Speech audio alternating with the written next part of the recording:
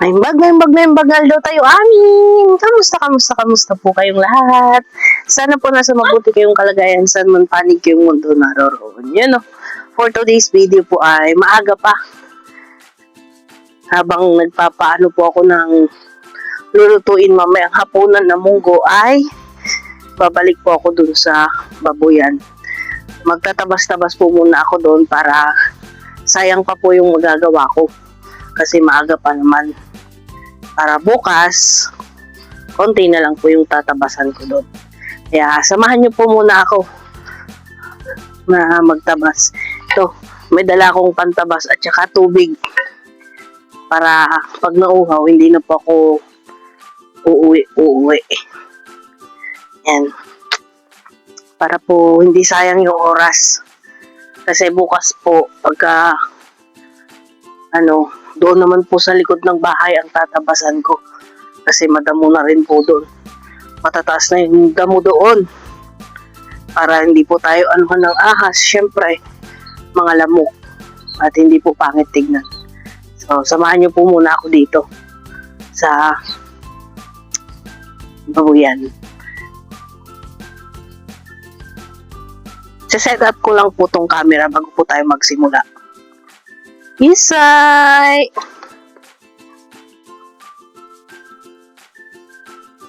Isay!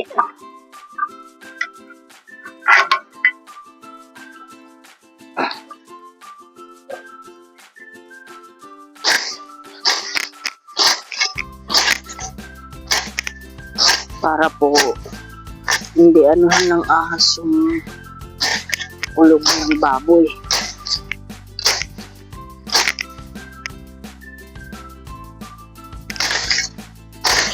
Kung kanina po ay kasama ko sa pagkuha ng ampalaya yung aking pamangkin, hindi ko na po siya sinama dito kasi unang-una po hapon na, tsaka malamok po, tsaka baka may ahas pa po hindi namin mapansin makagat siya.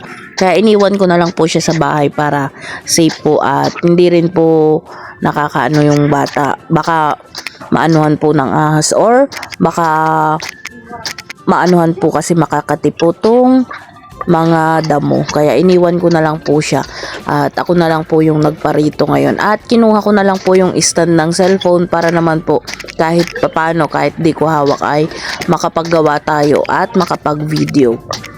Yan, tatabas lang po ako. Inuna ko na po dito sa may bandang baboy kasi para hindi po siya Kunti pa lang po yung ating natatabas pero nakakahingal.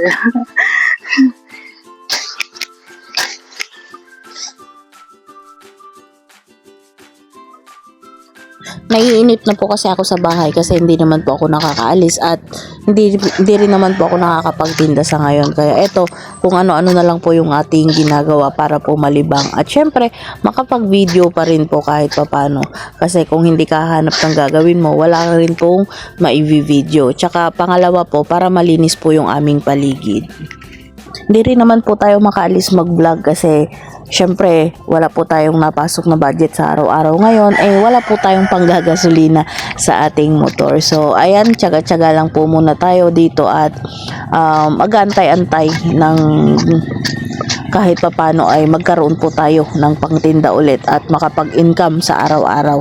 At pasensya na rin po kayo at tsaga-tsaga lang din po sa mga mapapanood nyo ngayon kasi pansamantala ay dito muna tayo sa bahay magbo-vlog kung ano po yung ma-vlog ko. Sana po supportahan nyo pa rin at syempre hinihiling ko po yung inyong pag-share at syempre ang inyong mga comment.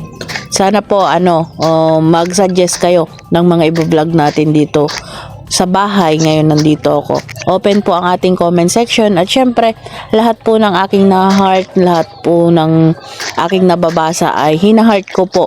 Sa mga hindi po na-heart at minsan po may nakakaligtaan talaga ako ay pagpasensyahan nyo na po at talagang minsan po ay talagang may nakakaligtas at hindi ko nababasa. Pero hayaan nyo po, mag-comment lang kayo dyan at sisikapin ko po na mabasa po lahat ang inyong mga suggestion, mga comment. Syempre, mahalaga po yun sa akin bilang isang maliit at nagsisimulang nagba-vlog. So ayun, maraming salamat po in advance sa mga magsasuggest po at syempre magko-comment po dyan.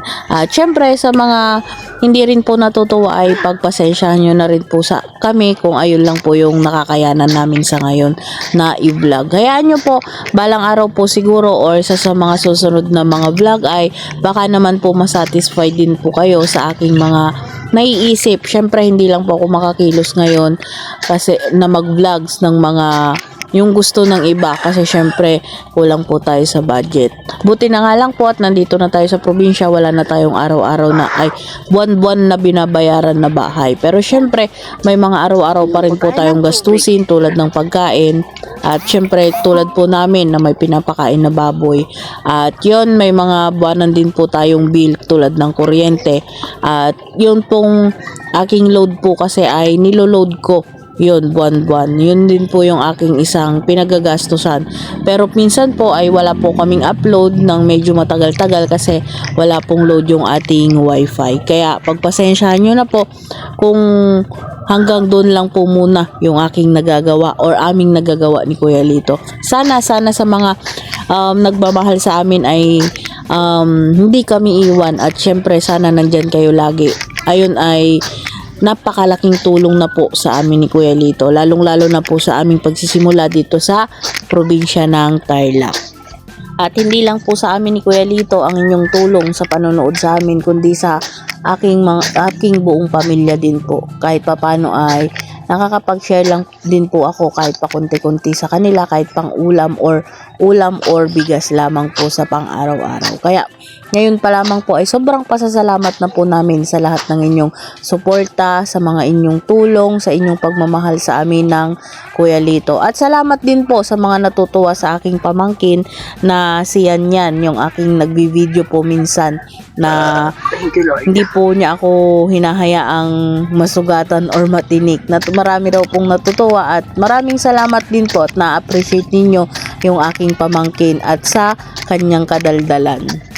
At hayan, balik po tayo sa ating ginagawa. Medyo maluwak-luwang na rin po yung ating natatabasan for today's video. Kaya sa mga magpapatabas po dyan or magpapatabas ng mga damo ay kontakin nyo lamang po ako. Baka po may tutulong ako, di ba po? Marami na rin po palang lamok nung time na to pero binibilisan ko na lamang po para po lawak-lawak pa po ako ng natabasan kasi para bukas ay kakaunti na lamang po yung aking tatabasan, di na po ganun kaluwang. At yun na nga po, pagpasensyahan nyo na po ang inyong lingkod pag ako'y nabubulol na naman kasi hindi ko alam, hindi na po ako nasanay sa pagbo-voice over. Alam po ng mga nagbo-voice over yan kung paano po kahirap ang mag-voice over, kaya minsan nabubulol-bulol ako, hindi ko na lang po inuulit, lalong-lalo na po pag konti lang naman yung ating bulol. So ayan, nadagdagan po yung ating background music kasi nandito po sa tabi ko yung aking pamangkin, nakanta po dito sa aking tabi, kaya yan, dagdag po ng ating voice or sound effect. Background music po pala. At yun, tinitignan ko po pala yung aking kamay diyan kasi may naramdaman po akong mahapde. Yun pala po ay may paltos na, kaya yun, okay lang naman po yan, at least nakakapaglinis po tayo ng paunti-unti. Konti pa po yung ating tatabasan para po mabawasan pa po kasi medyo maaga-aga pa naman yung time na to.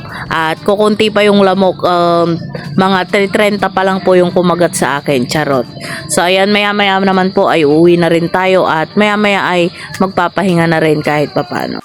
At kung mapapansin nyo po pala, hindi ko masyadong sinasagad or sinasatsat yung mga damo kasi mabato po tong part na to. Dito po kasi bandang sa amin ay mabato po yung mga lupa, lalaki po ng bato, kaya kawawa po yung ating pantabas kung ating isasagad po ay puro bato po yung ating matatamaan. Kaya yan, tinatanggal ko lang po yung talagang mahahaba at hindi ko na po siya sinasatsat. At least po mabawasan at tanggal yung mahahaba na mga damo. Pinapaliwanag ko lamang po to sa mga totoong nagmamahal sa amin kasi may yung napanood po nilang isang video ko ay linis tamad daw po, hindi po yun linis tamad, pero pinaliwanag ko rin po kasi doon na mabato po kaya medyo mataas po yung aking pagtatabas. Pag sinatsat ko po kasi yung tabas natin ay kawawa naman po yung ating pantabas o yung ating itak kasi puro bato-bato ay puro bungi-bungi na po to pagkatapos nating magtabas, kaya hindi po to linis tamad. at least po mas mas okay po tong linis tamad na sa tingin nyo kaysa naman po hayaan namin tong humaba or lumaki pa tong mga damong to. Tignan nyo ang lalaki na matataas pa po sa amin. Kung hinahayaan ko lamang po itong mga to at hinahayaan namin ay talagang mas malalo po ninyong sasabihin na mas tamad po kami. Pero okay naman po yun at suggestion nyo yun at nasa inyo na po yun. Kumbaga, nasa inyong opinion yun kaya wala po akong masasabi kung yun ang gusto nyong sabihin. Pero ito po'y pinapaliwanag ko lamang sa mga taong nagmamahal sa amin at syempre sa mga tao na rin na hindi nagmamahal sa amin. Baka maniwala po kasi kayo once na nagpaliwanag po kami. So yan, maraming salamat din po at yun, nakakita po pala ako ng bulaklak na inuulam. Sa bidukong po yung tawag dito sa amin yung ganitong bulaklak, pero hindi ko po alam kung anong tawag sa Tagalog, nalimutan ko po. Pero masarap din po yung bulaklak na yun ilalagay sa munggo or sa mga dinengding po. Sa mga Ilocano po ay alam na alam yun. Pero karamihan din po ng Tagalog ay nakulam na rin po ng ganito. So yun, pasensya na rin po pala kayo sa aking background ngayon at ang aking pamangkin sadyang madaldal. At yun po, siya po yung naririnig na yun. At kanina ay nagbabasa po kasi siya, ngayon naman po ay naglalaro siya.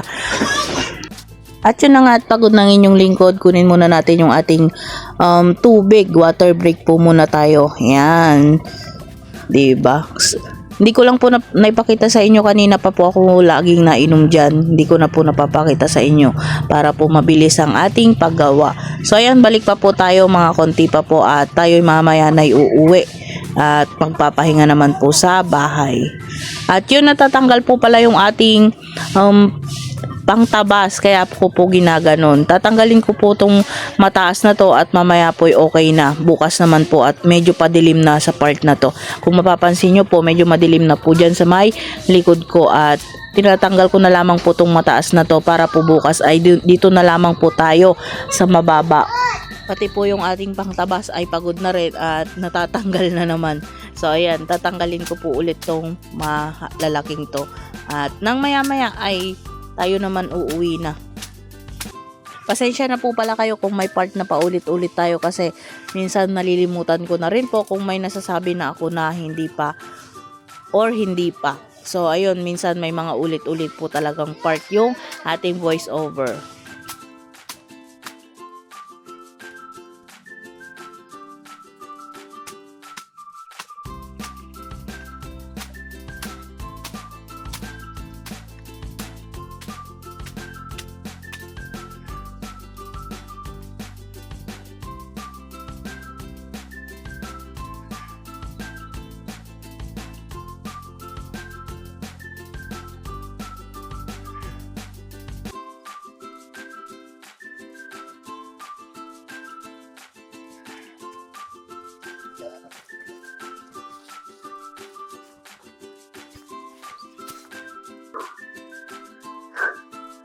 So, ayun po. Tumigil po ulit ako. Kasi hapon na. Tsaka, natatanggal po yung aking tabas. Yan. Maluwang-luwang din po yung ating natabas ng kaunti. Hanggang doon. Wala na yung medyo matataas. Dito na lang po. Sa banda ron. Unti-untiin ko po yan para po malinis siya. So, yun. Uwi po muna ulit tayo. Yan. Kasi, hindi pa po sana ako titigil kasi may konting powers pa naman tayo. Kaso, natatanggal nga po itong pantabas. At ito, pwede po nating ilagay sa ulam mamayang hapon. Kasi, masarap po yun. Sino pong nakakapag-ulam sa inyo nun? Nalimutan ko po yung pangalan mamaya.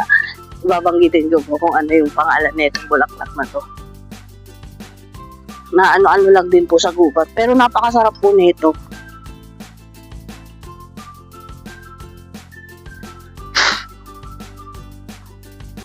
Yan, nakapagpapawis po tayo ulit. At syempre nakapaglinis.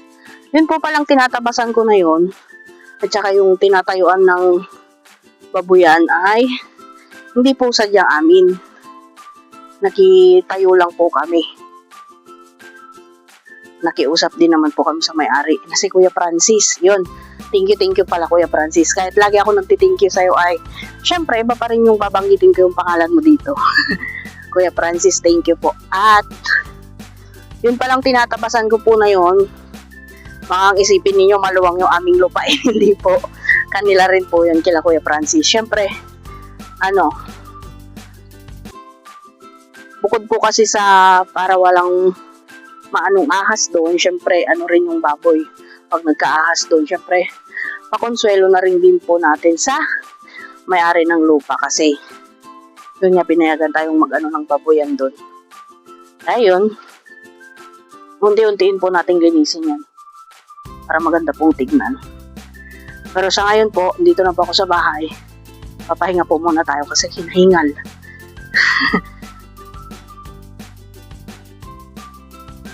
So ayan, dito po tayo sa duyan for today at dito po tayo magpapahinga. So hanggang dito na lamang po muli ang ating munting vlog. Salamat po sa inyong panonood. Ingat po kayo lagi. Bye!